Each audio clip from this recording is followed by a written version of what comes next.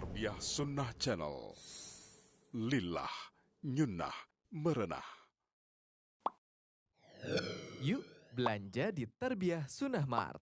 Dengan belanja di Tarbiyah Sunnah Mart, Anda turut berpartisipasi dalam dakwah yang diselenggarakan YTS. Pertanyaannya, amalan apa saja yang bisa menyelamatkan kita dari azab kubur, Ustaz? Jazakallahu khairan.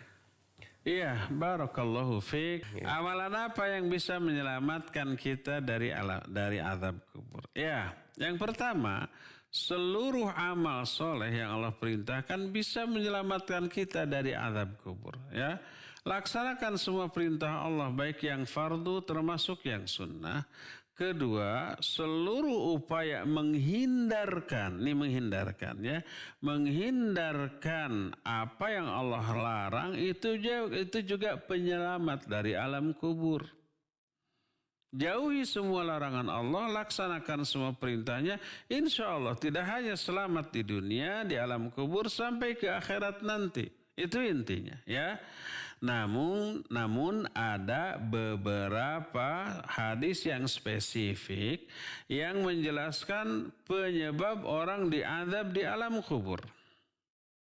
Contohnya pertama, umpamanya dia ini kalau kencing tidak cebok. Tidak membersihkan diri setelah kencing gitu ya. Umumnya orang-orang kalau kebelet di jalan WC umum ada, cuma bayar ya 2.000 ya. Karena sayang, karena kepepet, karena sayang dengan uang 2.000, kemudian mereka di mana saja ya. Di pinggir, di balik pohon, kalau di terminal mah di mana cing? Di ban-ban mobil gitu, di ban-ban bus kayak begitu ya. Sehingga kalau kita mau mencari bus, antrian bus yang lagi parkir, yang lagi ngetem itu, harus nahan nafas gitu ya. Kemudian baru masuk ke dalam bus ya. Nah, dipastikan mereka itu tidak cebok ya. Suatu saat Nabi SAW melewati 2 kuburan. Beliau menyatakan bahwa innahuma la yu'adzaban. La yu'adzabana fil kabir. Bala innahuma fi kabir. Kata Nabi SAW, kedua penghuni kuburan sedang diazab. Mereka tidak diazab karena kesalahan yang mereka anggap besar. Padahal ya itu kesalahan besar. Yang pertama karena namimah. Tukang adu domba. Bukan ngadu domba dalam makna hakiki domba diadu-adu, tapi maksudnya mengadu-ngadu orang, ya. Menukil ucapan seorang ke orang lain dalam rangka merusak hubungan kedua orang. Itu namimah namanya. Dan yang kedua adalah orang yang tidak bersih-bersih setelah kencing. Itu penyebabnya, maka hindarkan. Kedua, Nabi SAW suatu saat pernah waktu Mi'raj melihat beberapa peristiwa yang mengerikan.